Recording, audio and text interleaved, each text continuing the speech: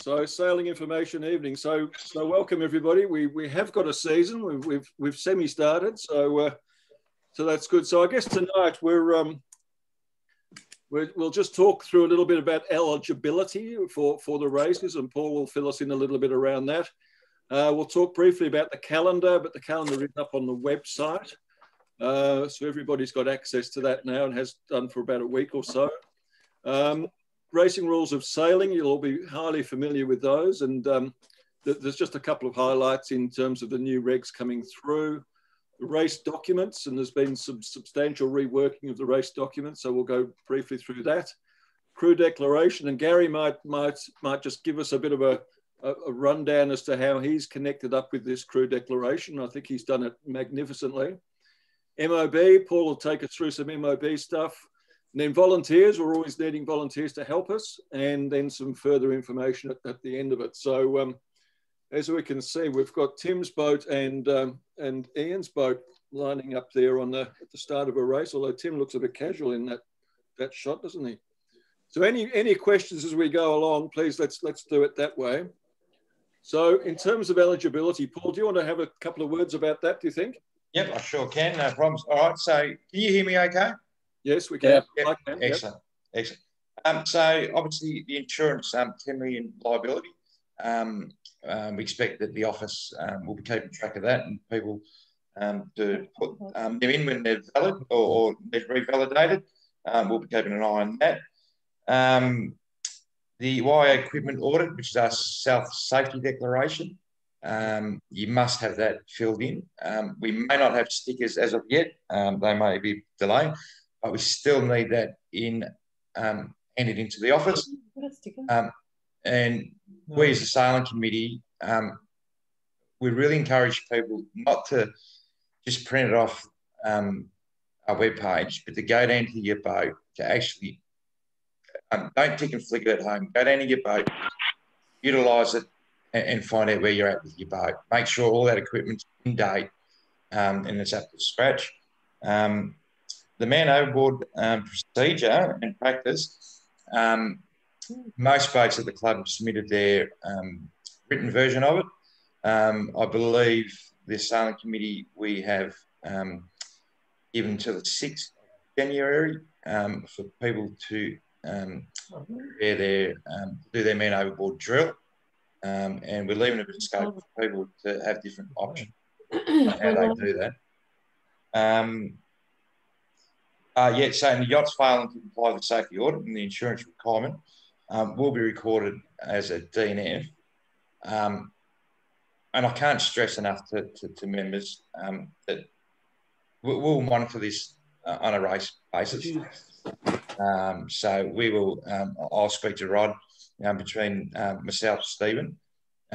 We'll speak to Rod before, if new entries come in, we'll make sure each race they're entered that they're covered in all those areas, and if they're not, we'll obviously try to contact them before the race.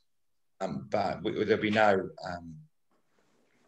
how do you say, nobody will get away with it. If you're not completed, you won't be racing at our club. There'll be no exception for the rule. We've given people till next year to sort of get themselves sorted, and the people that haven't had the opportunity to get to their boats, the 25k rules, hence why the sailing committee made the decision not to run any serious racing. So there'll be no excuse come January next year. I know that sounds a bit hard, but in these days and times, we need to take the safety primary focus at the club, and our members. And they're complying with all the required COVID guidelines. It's been heavily publicised in our newsletter what the guidelines are, the government guidelines. We've given some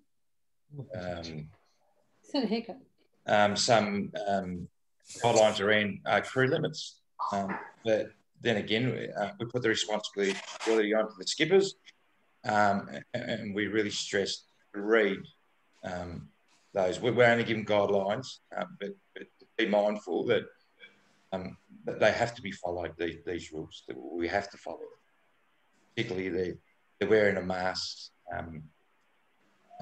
It's been picked up from the sale captain's meeting last night that other clubs have started sailing, and there is people monitoring people wearing masks. The water police, although they generally go for the power boats, they are monitoring the yacht very, very, very. So, Paul, I think we all need to be very careful about stacking everybody up on the rail if it's a bit windy night, don't we? We've got to make sure keep that distance between ourselves. Yeah, we're in the guidelines. It basically states that you have to keep that 1.5 metres. So if you're lucky enough to have a big 40-foot boat and you can put 2 or 3 on the rail, and they can do that safely. You can, but in general, for us on the S80 or the North Shore 33, we will be lucky to have 2 people on the rail out of the 4. Okay, thanks, Paul. So let's hang on. I just need to enter a few more people. Okay. Whoops. Hold on. Now, why is this not? The screen's not changing. Whoops. There we go. There we go. So, just in terms of the calendar, and as I said, this calendar has been out for a week or so. It's obviously in a bridge season. What we've decided to do as a sailing community is all of the races up to Christmas are singular races. They're not aligning with any series at all. So all of the series will be post-Christmas. What I've tried to do with the colours is just highlight the club aggregates, the Chris Webb two-handeds and the RM Smith summer pursuits. So you're certainly able to enter all of those post-Christmas, or you can enter them now actually because they're up in Top Yacht. So that this document is available on the website and the club calendar. I think, Rod, we've got most of those into the club calendar now also, haven't we? We'll gradually add the range series, which will be raced next year. The Port Phillip Women's Championship Series and the ORCP races. As they come in, we'll try to populate this calendar for you all. Paul, is there anything else we need to talk about there? I don't think so, but... Sorry, no, not really. I just think that they have left another date for the range race resale, which is a week after we run the range series on April. Right. It obviously doesn't fit in for us very well with our, I think it's St. Leonard's, but that won't affect you in Barbados. Hopefully we don't need to rerun anything. Just in terms of the club aggregate, obviously Tim will be sailing in this. That's why he's in this picture. So 8 races post-Christmas. There'll be 1 drop as per the new documents. That tells us that anything less than 9 races, there'll be 1 drop allowed. Club aggregate is made up of 4 long distance races, 2 two-handed races, and 2 laid course races or short course races run by Royals. And as you can see, there's a bunch of trophies. In fact, there's a trophy for every race, basically. So that Don Thompson and the Michael Wilson are combined in a particular race. I think that's the is that Port Arlington or I can't remember now. Anyway, St. Leonard's. That's it. Thank you. Thank you. So hopefully that is straightforward. Two-handed series, as always. We've had to chop down the number of races in this, unfortunately. Obviously, this year we've got some compromises with our calendar. So 2 post-Christmas races, both part of the club aggregate, but you can join these races if you need to, if you like to. Finish line, as always, between the clubhouse and channel marker 20. Was that a question someone was asking? No? Okay. 2 trophies up for grabs in the two-handed series, Bernie Kavanagh and the Acrospire. Traditional 18-mile course. And as per our notice of race, PDFs must be worn for all two-handed races. That's absolutely imperative. The RM Smith Summer Pursuit, and we do have a race similar to, well, we've got a Summer Pursuit race this Sunday coming up, but that's not part of the series as part of a series as such. Essentially the same format as last season. We've got the same race courses through the documents. We'll have a 4-race series post-Christmas. Bob Pilgrim Trophy, that's in race 1, that's in January. Great start for racing. So get into a pursuit race. You don't have many boats on the start line. It's a non-spinnaker race, so it's a fantastic opportunity to learn how to approach a start line and get into the racing groove, if you like. Stephen, hello. Yeah. Can I ask, is there any consideration to increasing the number of hot pursuit races, given that we've had a truncated season? Also, you know, generally I find, you know, I love the hot pursuits, but it's very irregular, the timetabling of them. Right. It'd be great if they were fortnightly.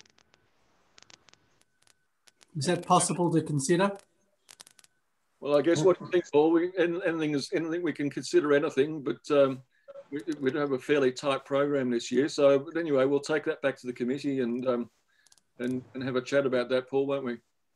Oh, look, I think we'll be realistic that it won't happen this season. We've got too much. Is that Nick Farrer or that asked that question? No, it's Ian Wilson.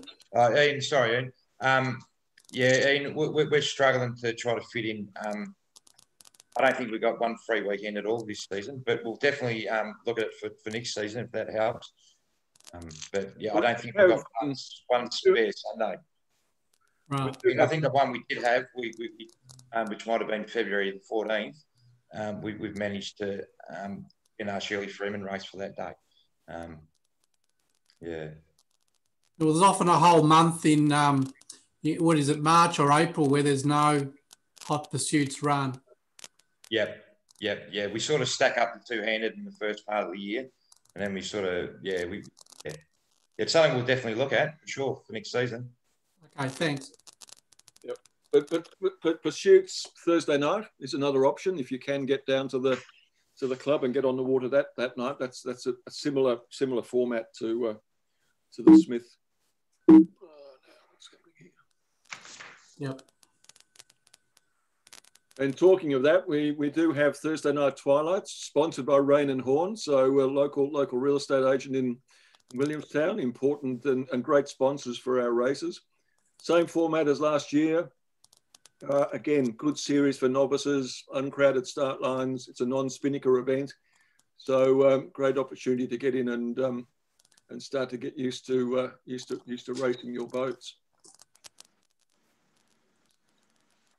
Saturday races, four race series this year, no drops. Unfortunately, this is for the dedicated perhaps and the racers. So it's for the Eddies of the world out there. It's combined races with Royals and with Squadron, potentially up to 40 to 50 boats you can get. And there are some trophies in there. There are some Royals trophies, but Paul, we're not eligible for some of those, are we, given the new organisation between the clubs? Yeah, that's correct. Yep. But I'm sure if we've got enough interest, we can find something. Absolutely.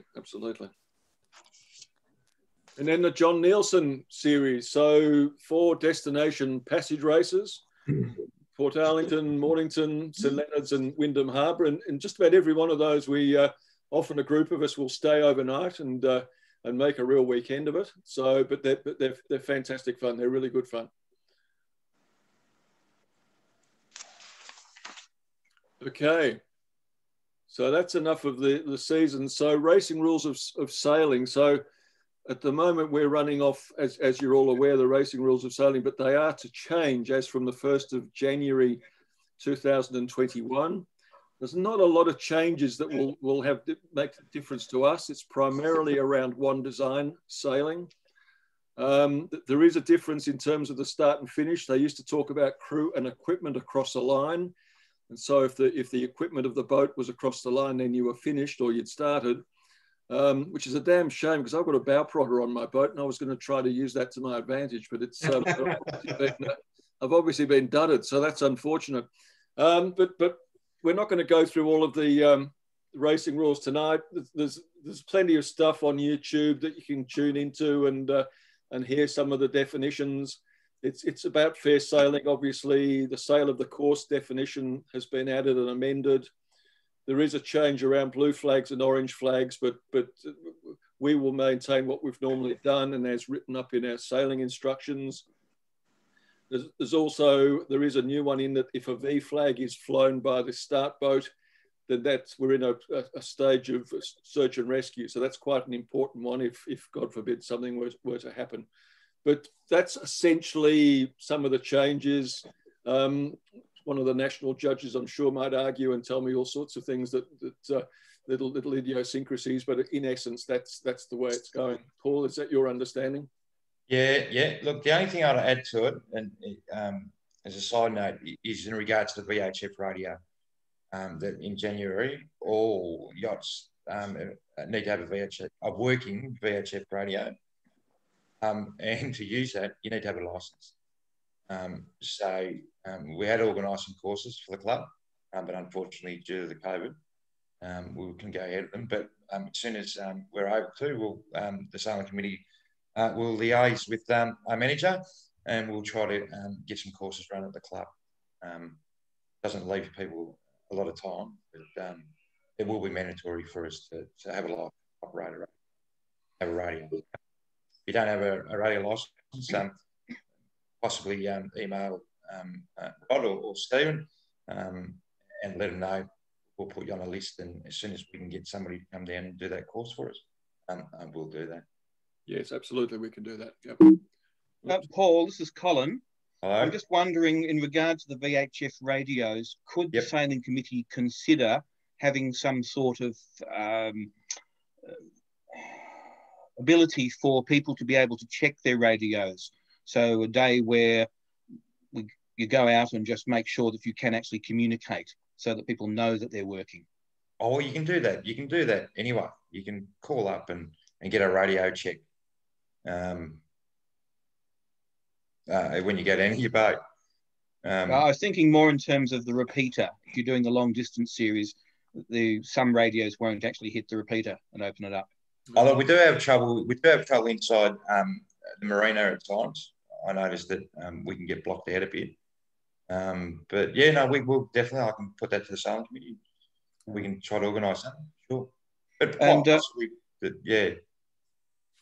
Also, Stephen, you said that the prodder might be an advantage for you with the new rule. I'm thinking about you being OCS now. No, I think it's a disadvantage, Colin, unfortunately. I'll have to take it off. Okay. I'll bring a hacksaw on Sunday. Excellent, thank you. Okay. Oops, hold on. Not wanting to move forward. Oh, here we go.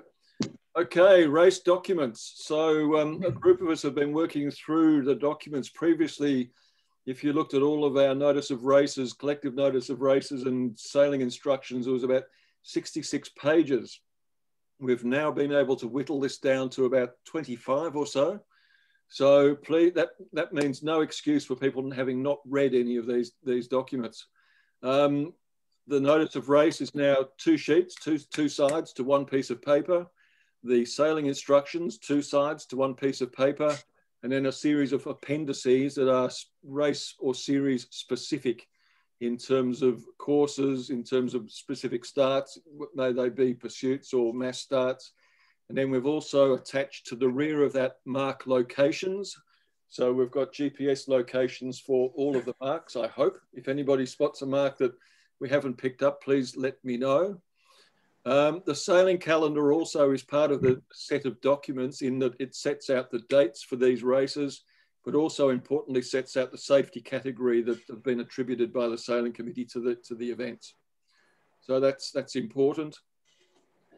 Notice of race, we do call up single-handed guidelines. There are a number of guys who do go out and sail single-handedly.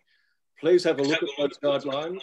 We obviously we want to keep safe. We also want to be aware that if somebody is sailing single-handedly and perhaps not as well as a fully crewed boat, so please. Hello. There's people telling me that they're waiting to get in. I'm not getting anything here. Not getting anything? Okay. No, sorry. No one there? All right, I'll ring. It's Michael Boquest. I'll try again. Sorry. Okay, thanks. Sorry. All right, no problems. Okay. So the document's really a rationalisation of the previous documents. We've tried to eliminate duplication of information. Marks under the new sailing rules are now called rounding marks. So if everybody remembers our bounding marks that we had for keeping people out of the channel, we're now calling those passing marks, so we don't get a mixture between rounding and bounding. And then the other change is that a P flag is not used anymore in the start sequence for pursuit races, because in essence, we should be putting the P flag up and down for every 2-minute group that heads out. So therefore, the documents call up that the P flag is deemed to be flown for all of the race starts. But anyway, read through. If there's any questions, adjustments to any of that, I think you should all talk to Paul about that. I reckon. I think he's the man to talk to. Is that right, Paul? Yeah, fan. Yep, no worries. Okay. Wait a minute. This is not always, here we go. Crew declaration. This is one of the other changes that we've made, and this has been driven very strongly by the COVID tracing that as a club, obviously we need to cover off. It works through our top yacht system, so the entry and the result system that we use. Ultimately, you can register your crew via your phone, via your smartphone. There is a link there. You can set that shortcut up on your phone, and we've got a how-to-do document. So, Gary, I don't know whether you want to add anything more to that. I know you've tested it for me on many occasions. Yeah, look, to be very short and sweet, the how-to document's very good and it's self-explanatory. You just got to make sure that you've entered in Top Yacht whatever race or series that you want to race in before you go to the crew declaration. But your how-to document is very, very straightforward. Once you've got it on your phone, you can and you enter via your sail number and your PIN. You can update your crew whilst you're on your phone. It's very easy to do. 15 minutes before the race, you can once they're in your phone, it's there. You can bring them up or drop them, and it's very, very simple, very easy. So this is a new system over and above that old SMS system that we had. We'll gradually phase in this crew declaration. So please, if anybody is struggling as to how to do this, please talk to me. Get in touch with us. We can take you through. I think we had about 6 or 7 people in the race room the other last night, just before the race, just working it through. So once it's in your phone, it's a very simple task of ticking on who's on the boat that evening, and away you go. So, as Gary says, once you've set that shortcut up, it's an easy process. Stephen, yeah, just on that, we encourage skippers that obviously we will have the details. The race officers will have the details on their phone. Can't sort of stress the importance to get the numbers right, the people right that you put in. So, for example, if somebody gets stuck on the bridge on a Thursday night and doesn't get to your boat, and you put that there's 5 people on board, the race officers, obviously, they don't know, they don't count the numbers of every boat, especially if there might be 3 or 4 starting at the same time. It is very important that if that 5th person doesn't turn up, that we're aware that there's 4 people on board. Because when the police, if something happens, we can only tell them that there's 5 people on the boat. They go pick up 4 people or vice versa. We need to be as accurate as possible, or let the race officers know that if you've already submitted it and you've said you've got 5 but you've got 4, otherwise the water police are going to be wasting their time looking for some other person who's not even on that, not even out in the water. So I know there's a few issues with the other clubs that are trialling it. It's not a perfect system as per se, but we ask the skippers be mindful. Please, if you put 5 and somebody doesn't turn up, please let the race officers know that you've only got 4 on board for that. Yep, thank you. And I noticed Bill there. So, Bill, we went through it last night, didn't we? Did that all work out for you in the end, Bill? I think so, Steve. I'll take my glasses next time. I had to get you to type it in the excellent. phone. Excellent. Yeah, good idea. Yeah, so as well as your smartphone, take your glasses. That's a good idea. Thanks, Bill. That's a good tip. Okay. Okay, let's see if we can move this thing on. Okay, man overboard. Paul, do you want to talk a little bit to this as well, please? Yeah, I can. Well, obviously, everybody that's racing at the moment is submitted their written version. The sailing committee's agreed at the moment that we understand the complications of throwing somebody in the water, particularly we had a lot of discussion before winter, which didn't happen, but we're mindful that we didn't want to throw people in the water and they suffer hypothermia or whatnot. We have found the dummy that's in the locker and in Johnny's shed.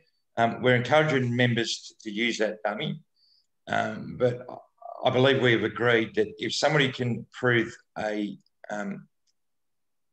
method that suits their boat, the sailing committee may accept that. For example, we don't want somebody to throw a hat in the water, turn around, spin around, grab a boat hook and grab it out. I mean, because help anybody at all if a real situation occurred. But if you can prove to us without using the man overboard dummy or throwing a person in the water, obviously for reasons, sailing committee's agreed that we may accept. Yeah, so. That's right. And listen, if anybody's interested, I'm quite happy to we can book the dummy and take 3 or 4, 5 or 6 boats out one Saturday, Sunday morning and just do a collective exercise between each boat. So that might expedite it and just make it a bit more fun for everybody. So happy to do that. So please get in touch if that works for you. I think Stephen. Yep. What about people that have done the ORCV sea survivability course? There's some people that have done quite a few of those. Is that acceptable? Because, I mean, they've been in the real world there. They've actually done it physically a few times. Well, that's as an individual, yes, Craig, that's right. But I guess has the boat and has that crew actually been through a procedure together? Yeah, fair call, yeah. I think that's important, but as individuals, yeah, but the group. Yeah, thank you. Who's the spotter? Who's going to do the various tasks that you need to do? Yep. And Stephen, I think we agreed at the last sailing committee that we'll run another course or two this season as well. So keep an eye on the newsletter. Yes.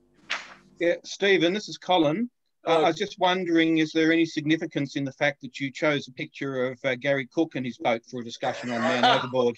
I thought somebody might have questioned that. I don't know. Is Gary with us tonight? Gary might just want to talk us through the procedure that he's embedded into his crew. I can't hear anything. Nothing heard. He's might be overboard. No relevance whatsoever, Colin. No. Oh, right. Okay. Thank you. Volunteers. So I guess we are a club of volunteers. We're race officers. We've got start boat officers. We've got cooks and caterers and club boat maintenance. Come and join us. Come and help us. There's lots to do and lots of little tasks. And I think all of us, if we can all club together, obviously we can make light duty of some of this stuff. There are some serious sides to our sport, as Paul has outlined, and so we're more than happy to run courses for race officers as we need to bring everybody up to speed.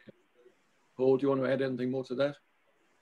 Oh no, I think that's I think you've got that under control. But yeah, any race officers, I know we've got I think I'm doing a race officer course tomorrow or Sunday.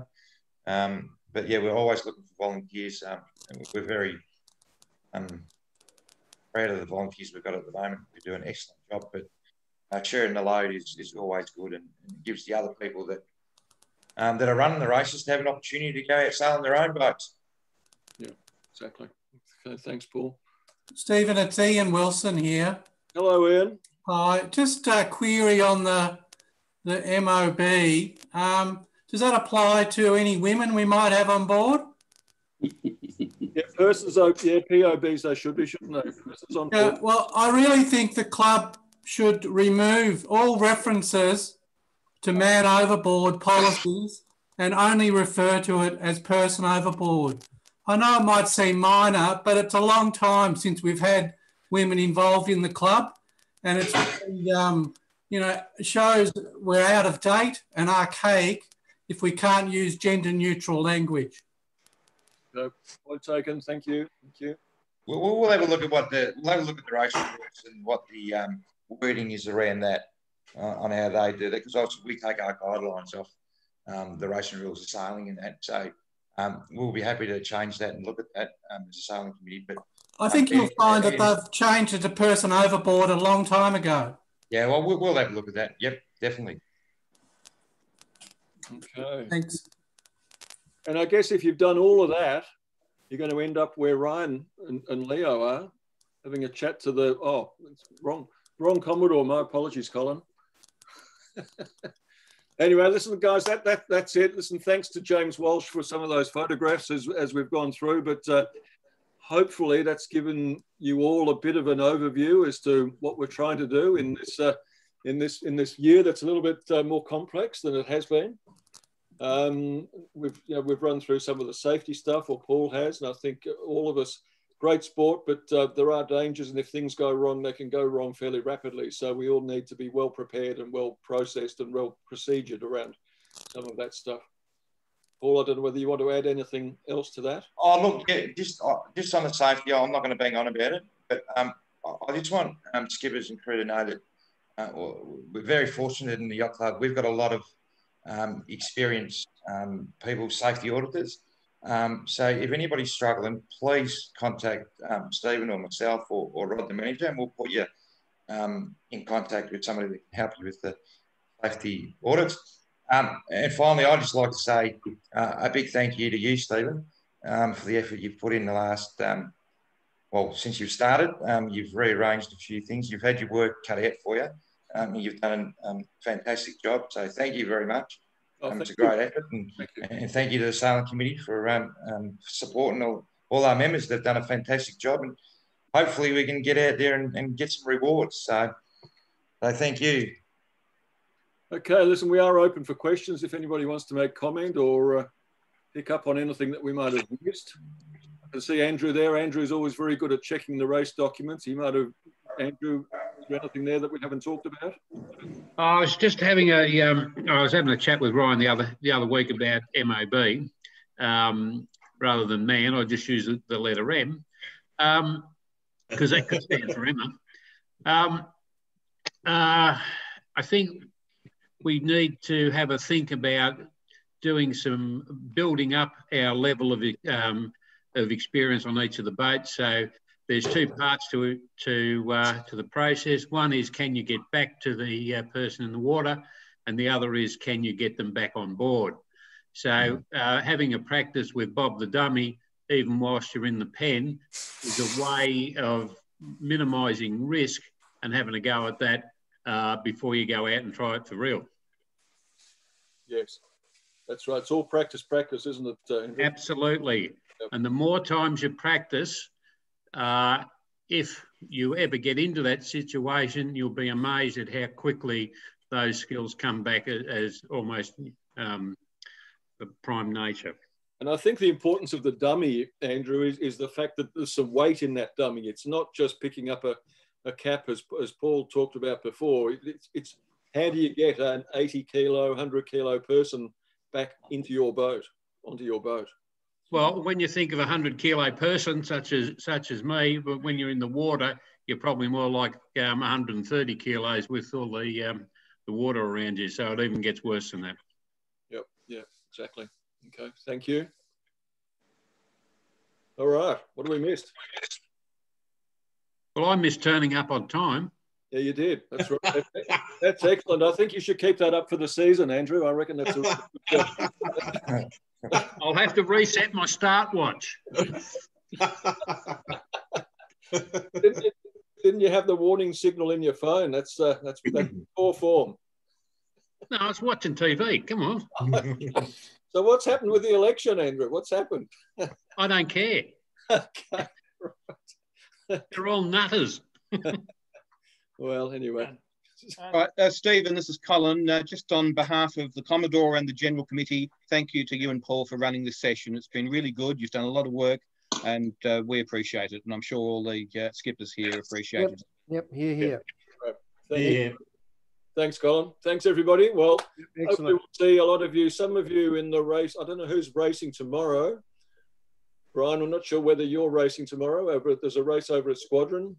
Eddie, are you going now? Yeah, Eddie's going. It's a non-Spinnaker race and Eddie's going. Wow. Will he be finished his dinner by then? After he's finished dinner, that's right. Yeah. Whoa, roast potatoes, Eddie. That's excellent. Hey, Ryan. Ryan, there's a little present for you and Leo up in the clubhouse. If you're down at the club tomorrow, you'll see that. So it's not a bottle of whiskey you can share with his old man, is it? no, it's not. No, I don't even think you're. Yeah, no, you're not part of this one. I don't think. No. Anyway, I will come back, come down for a drink tomorrow and see what's happening. Yeah, that'd be good.